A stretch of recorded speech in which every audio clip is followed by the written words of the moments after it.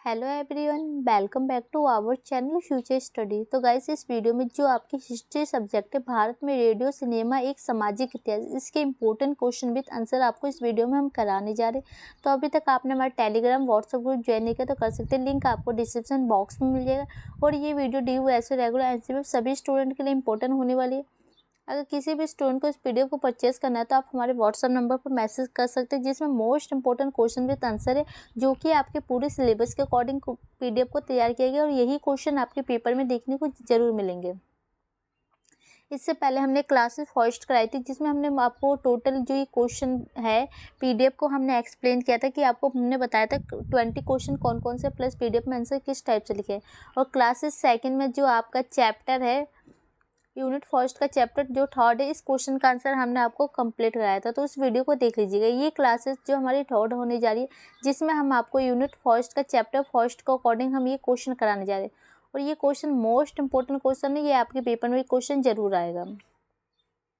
तो देखिए, क्वेश्चन को हमने यहाँ पर अलग अलग टाइप से लिखे हैं। क्वेश्चन इस टाइप से ही आपके पेपर में पूछा जाएगा, इनमें से कोई सा भी एक क्वेश्चन आ सकता है। क्वेश्चन सभी चेंज होते हैं, बस क्वेश्चन को थोड़ा सा चेंज किया जाता है, घुमा दिया जाता है कि बच्चे को कन्फ्यूजन हो सके। तो देखिए क्वेश्चन क्या है, भारत में रेडियो के विकास के प्रारंभिक चरणों की चर्चा करें और युद्ध के बीच की अवधि में रेडियो प्रसारण के विकास को बताइए। 1947 तक भारत में रेडियो प्रसारण के उद्भव और विकास अहम विस्तार की चर्चा करें। भारत में रेडियो प्रसारण की शुरुआत कैसे हुई। स्वतंत्रता प्राप्ति से पहले भारत में रेडियो प्रसारण के इतिहास की चर्चा कीजिए। 1920 से 1947 तक भारत में रेडियो प्रसारण के विकास और विस्तार की चर्चा की। तो देखिए, इन सभी क्वेश्चन का मतलब है कि इनमें आपको क्या बताना है कि जो भारत में जो रेडियो का प्रसारण है कैसे हुआ, उसका विकास कैसे हुआ, कब से आया और कब तक था। तो मतलब यही आपको बताना है। क्वेश्चन आप सबको समझ में आ गया होगा, अच्छे से आप क्वेश्चन को देख लीजिएगा एंड आंसर आप यहाँ से देखिए। आंसर सबसे पहले आपको परिचय लिखना है, क्या लिख सकते हैं। तो देखिए, भारत में प्रसारण वास्तव में आकाशवाणी के अस्तित्व में आने से लगभग 13 साल पहले शुरू हुआ था। तो जो भारत में रेडियो प्रसारण कब हुआ था, आकाशवाणी से आने से पहले 13 साल पहले ही शुरू हो गया, ठीक है। जून 1923 में बॉम्बे के रेडियो क्लब ने देश में पहली बार प्रसारण किया। तो इसकी आपको सन डेट याद रखना है, जून में 1923 में पहली बार हुआ था, ठीक है। इसके 5 महीने बाद कोलकाता रेडियो क्लब की स्थापना की गई। इंडियन ब्रॉडकास्टिंग कंपनी 23 जुलाई 1927 को अस्तित्व में आई। केवल 3 साल को कम समय में परिसंपन्न का सामना करना पड़ा, तो इसको इस सामना भी करना पड़ा, प्लस इसके 23 जुलाई 1927 को अस्तित्व में आई थी, ठीक है। इसके आगे देखते हैं। अप्रैल 1930 में उद्योग और श्रम विभाग के तहत भारतीय प्रसारण सेवा के प्रायोगिक आधार पर अपना संचालन शुरू किया। लियोन फ्रीडम को अगस्त 1935 में प्रसारण का पहला नियंत्रण नियुक्त किया गया था। अगले महीने आकाशवाणी मैसूर में एक निजी रेडियो स्टेशन स्थापित किया गया था। 8 जून 1936 को भारतीय राज्य प्रसारण सेवा ऑल इंडिया रेडियो बन गया। तो देखिएगा, इसमें आपको क्या बताया जा रहा है कि जो आपको 1935 में एक उनको नियुक्त किया गया था, प्लस उसके अगले महीने में ही आकाशवाणी को अकॉर्डिंग देखा जाए तो मैसूर में एक निजी रेडियो स्टेशन की भी स्थापना की गई, जो 8 जून को 1936 में ये भारतीय राज्य प्रसारण ऑल इंडिया रेडियो स्टेशन बन चुका था उस टाइम तक। अब देखिए, रेडियो प्रसारण भारत में स्वदेशी था।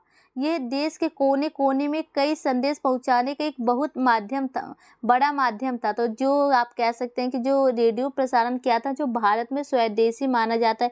क्यों माना जाता है? क्योंकि ये देश के कोने कोने में संदेश पहुंचाने का एक अच्छा माध्यम, बड़ा माध्यम बन चुका था। इसके द्वारा देश के किसान विस्तृत रूप से खेती की जानकारी प्राप्त कर सकते थे। मौसम, देश विदेश से जुड़ी बातें आसानी से देश के लोगों तक पहुंच सकते थे। तो मतलब देखो, इसके द्वारा क्या फ़ायदा हुआ कि जो देश के किसान होते हैं तो खेती बाड़ी की जानकारी प्राप्त कर सकते हैं। देश विदेश में जो भी समस्या होती है, उनकी बातें होती है, वो एक दूसरे की बातें जान सकते थे, वहाँ पहुँच भी सकते थे। मास मीडिया के अन्य साधनों की बात करें तो समाचार पत्रिका, फिल्मों और भारत पहुँचने में लंबा समय लगा, लेकिन रेडियो प्रसारण लगभग उसी समय भारत में आया जब पहला विश्व रेडियो प्रसारण हुआ था। तो यहाँ पर ये भी बताया जा रहा है, मास मीडिया जैसे कि अलग अलग इलेक्ट्रॉनिक माध्यम इंटरनेट के द्वारा, जैसे कि समाचार पत्रिका, फिल्म, इनमें पहुंचने में भारत में बहुत ज़्यादा टाइम लगा था, लेकिन जो रेडियो का प्रसारण था ना, वो जैसे ही अस्तित्व में आया उसी समय वो भारत में, विश्व में फैल चुका था, रेडियो प्रसारण आ चुका था। तो जो आपका नेक्स्ट हेडिंग बन रहा है, देखिए 1947 तक भारत में रेडियो प्रसारण की शुरुआत, मतलब कि जो 1947 से पहले भारत में रेडियो किस टाइप से हमारे देश में आया था वो आपको बताना है। तो देखते हैं। फर्स्ट पॉइंट है इसका, रेडियो का चैनल वैसे तो वर्षों पुराना है, लेकिन भारत में रेडियो प्रसारण का पहला प्रयास टाइम्स ऑफ इंडिया ग्रुप द्वारा अगस्त 1921 में पोस्ट और टेलीग्राफ डिपार्टमेंट के सहयोग से किया गया था। तो देखो, अगर हम बात की जाए रेडियो की तो ये काफ़ी पुराना है, लेकिन जो भारत में पहला प्रसारण किसके द्वारा किया गया था, टाइम्स ऑफ इंडिया द्वारा किया था। कब किया गया था, तो अगस्त में 1921 में इसको पोस्ट किया गया था, ठीक है, और इसके सहयोग से। अब सेकंड पॉइंट देखिए, टाइम्स ऑफ इंडिया रिकॉर्ड के अनुसार 20 अगस्त 1921 को इसकी इमारत की छत से एक प्रसारण प्रसारित किया गया, लेकिन प्रसारण के लिए पहला लाइसेंस 23 फरवरी 1922 को ही दिया गया था।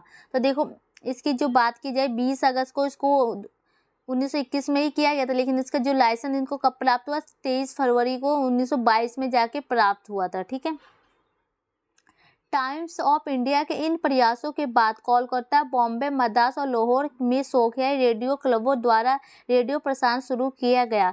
तो सबसे पहले यहाँ किया गया था, इसके बाद धीरे धीरे पूरे देश में, जैसे कोलकाता, बॉम्बे, मद्रास, इन सभी में भी जो रेडियो क्लब की स्थापना की गई उनका हो गया।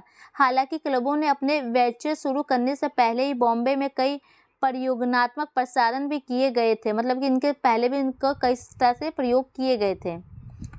तो गाइस, आपको सबसे पहले आपको सन याद रखना है, डेट याद रखना है, प्लस आपको एक जगह भी याद रखना है कहाँ पर कौन सी चीज़ों का प्रसारण किया गया था, कैसे शुरुआत हुई थी। इसके आगे नेक्स्ट पॉइंट देखते हैं। रेडियो क्लब ऑफ बॉम्बे ने जून 1923 में अपना पहला कार्यक्रम प्रसारित किया। तो ये जो रेडियो क्लब है कब किया था, जून 1923 में, ठीक है। अब इसके बाद देखिए 1947 तक भारत में रेडियो प्रसारण का विकास, अहम विस्तार। अब इसका विकास कैसे हुआ, इसका विस्तार कैसे हुआ, आपको ये बताना है।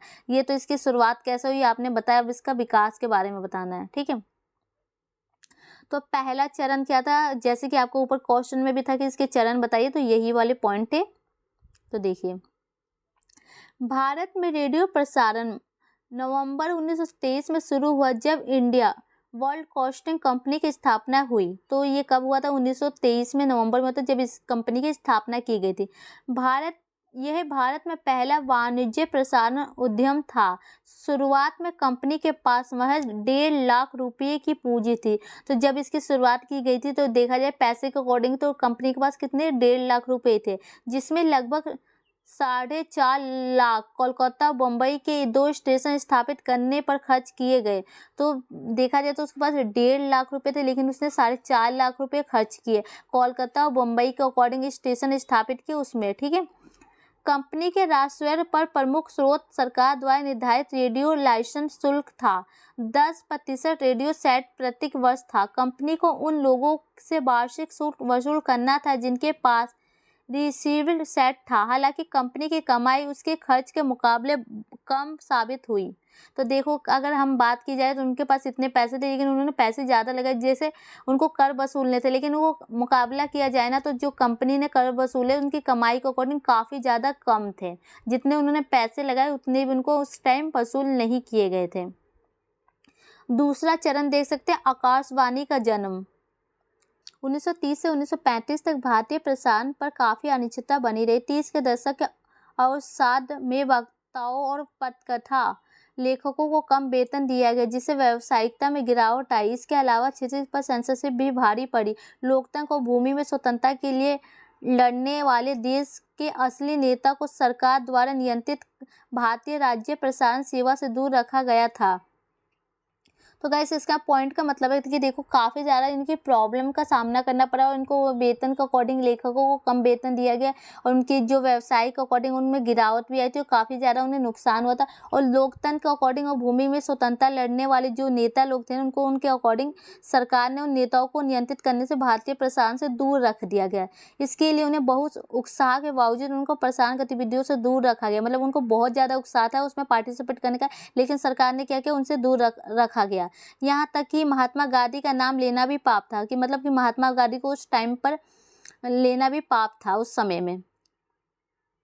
इस तरह दमनकारी उपायों ने रेडियो पर सरकारी नियंत्रण को बढ़ावा और तीव्र किया। मतलब इस कारण ये हुआ कि जो ताकतवर लोग हैं, दमनकारी लोग, उन्होंने क्या किया, रेडियो के प्रसारण में सरकार का नियंत्रण को बढ़ावा दिया। HR लूथर के अनुसार भारतीय प्रसारण 1930 के दशक की शुरुआत में समाप्त हो गया था। और ये कब समाप्त हो गया? 1930 के दशक में।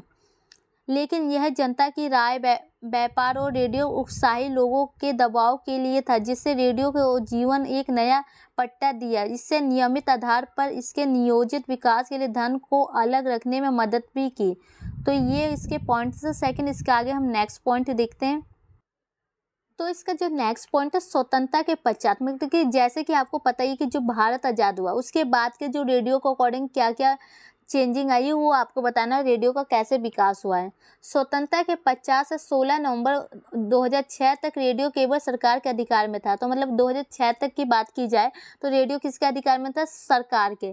धीरे धीरे आम नागरिक के पास रेडियो की पहुंच के साथ इसका विकास हुआ और धीरे धीरे चल के आगे अभी तक मतलब कि इसका विकास हुआ किसके लिए? नागरिक के अकॉर्डिंग विकास हो चुका है। इसके बाद देखिए, सरकारी संरक्षण में रेडियो का काफ़ी प्रसार हुआ। 1947 में आकाशवाणी के पास 6 रेडियो स्टेशन थे और उनकी पहुंच 11% लोगों तक ही थी। तो आज आकाशवाणी के पास 223 रेडियो स्टेशन और उनकी पहुंच 99.1% भारतीय तक है। तो मतलब कि देखो, स्वतंत्रता से पहले ये था कि 6 रेडियो स्टेशन थे, लेकिन आज उसी टाइम देखा जाए तो 223 है और वहाँ पर 11% था, आज 99% है। तो मतलब काफ़ी ज़्यादा ये फैल चुका है रेडियो। टेलीविज़न के आगमन के बाद शहरों में रेडियो के श्रोता कम होते गए। जैसे ही टेलीविज़न मतलब टीवी आया, उसके श्रोता कम होते गए। लेकिन जैसे ही FM रेडियो का जो विस्तार हुआ, उसके बाद शहरों में रेडियो के श्रोता बढ़ने लगे थे। पर गैर सरकारी रेडियो में अब भी समाचार या के विषयों की चर्चा पाबंदी, मतलब अभी देखा जाए कि गैर सरकारी रेडियो, उनकी समाचार के अकॉर्डिंग पाबंदी देखी जाती है, उनके विषय के अकॉर्डिंग। रेडियो का दुरुपयोग ना तो इसलिए सरकार इसे चलाने की अनुमति आम जनता को नहीं देना चाहती। पता है, रेडियो का दुरुपयोग भी किया जाता है, इसलिए जो सरकार चाहती है कि आम जनता इसको नहीं चलाए। इस बीच आम जनता को रेडियो स्टेशन चलाने देने की अनुमति के लिए सरकार पर दबाव बढ़ता रहा है। तो मतलब ये सरकार पर दबाव बढ़ाती है आम जनता कि हमें भी इसकी अनुमति दी जाए, लेकिन सरकार नहीं दे रही है। 1995 में भारतीय उच्चतम न्यायालय ने कहा कि रेडियो तरंगों पर सरकार एकाधिकार नहीं है। वर्ष 2002 में NDA सरकार ने शिक्षण संस्थाओं को कैंपस रेडियो स्टेशन खोलने की अनुमति दी। 16 नवंबर 2006 को UPA सरकार ने स्वयंसेवी संस्थाओं को रेडियो स्टेशन खोलने की इजाज़त दी। तो मतलब कि देखो, 1995 के बाद ये देखा गया कि रेडियो का प्रसार शुरू होने लगा, धीरे धीरे सबको अनुमति मिलने लगी। इस रेडियो स्टेशन में भी समाचार या विषयों की चर्चा पर पाबंदी है, पर इस रेडियो जैसे जन माध्यम में लोकतांत्रिका की दिशा में एक महत्वपूर्ण कदम माना जा रहा है। देखो, इन पर पाबंदी तो है, लेकिन इनको एक तरह से देखा जाए तो जो लोकतांत्रिक है उसको अकॉर्डिंग एक महत्वपूर्ण कदम के रूप में भी इसे देखा जा रहा है कि जो जनता के अकॉर्डिंग रेडियो का माध्यम बन रहा है। अब देखिए, आप निष्कर्ष में क्या लिख सकते हैं। तो देखिए, भारत में रेडियो प्रसारण 1923 में एक प्रायोगिक प्रसारण के साथ शुरू हुआ और धीरे धीरे 1930 तक के दशक में मनोरंजन और शिक्षा के क्षेत्र में एक लोकप्रिय माध्यम के रूप में विकसित हुआ। 1936 के भारतीय प्रसारण अधिनियम ने IBS को एक सरकारी विभाग के रूप में स्थापित किया और ग्रामीण क्षेत्रों तक इसकी पहुंच का विस्तार हुआ। हालांकि द्वितीय विश्व युद्ध के फैलाने का भारत में रेडियो प्रसारण का महत्वपूर्ण प्रभाव पड़ा, जिससे भारतीय जनता के बीच काफ़ी लोकप्रियता में गिरावट आई। स्वतंत्रता पूर्व युग के दौरान रेडियो प्रसारण ने भारतीय समाज और संस्कृति को आकार देने में महत्वपूर्ण भूमिका निभाई। तो ये इसका निष्कर्ष था गाइस, कि जैसे कि आपने अभी तक ऊपर पढ़ा वही आपको इसमें 2-4 लाइनें लिखनी होती है कि आप किसकी शुरुआत कैसे हुई, इसमें कौन कौन से शामिल थे और ये कैसे संस्कृति समाज का विकास किया और इसमें महत्वपूर्ण भूमिका निभाई लोगों के जीवन में रेडियो। ठीक है, तो गाइस ये क्वेश्चन कंप्लीट हो चुका है। तो नेक्स्ट क्वेश्चन की क्लासेज जो हमारी 4 आएगी उसमें हम आपको क्वेश्चन नंबर 2 के अकॉर्डिंग करा देंगे। तो वीडियो अच्छी लगे तो लाइक से कीजिएगा, वीडियो को कम से कम 1 से 2 बार देखिएगा। अगर किसी भी स्टूडेंट को इस वीडियो को परचेज करना है तो व्हाट्सअप नंबर पर मैसेज कर सकते हैं, जो कि इंपॉर्टेंट क्वेश्चन विद आंसर की PDF होती है। तो वीडियो को शेयर कीजिए। Thank you.